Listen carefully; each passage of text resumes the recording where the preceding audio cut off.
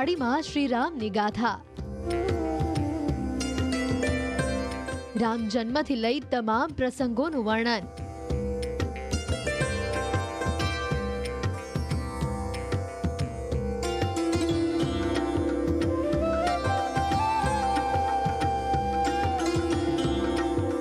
Textile નગરી સુરતમાં રામાયણ સાડી બની છે.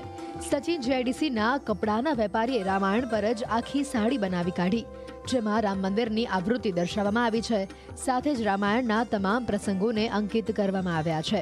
આ સાડીની ખાસિયત એ છે કે તેમાં રામ મંદિર માટે લડાઈ લડનારાથી લઈને રામ મંદિર બનાવનારના નામ પણ અંકિત કરાયા છે.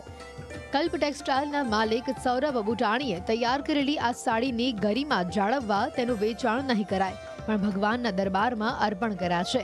માતા સીતાને આ સાડી ભેટ કરાશે. વેપારીએ હાલ આ પ્રકારની 100 જેટલી સાડીઓ તૈયાર કરી છે. તો આ સાડીમાં 108થી વધુ વખત શ્રીરામનું નામ લખવામાં આવ્યું છે. 108 અંક લેવાનું પાછળનું કારણ એ છે કે હિન્દુ માન્યતા પ્રમાણે 108 અંકનું મહત્વ ખૂબ છે.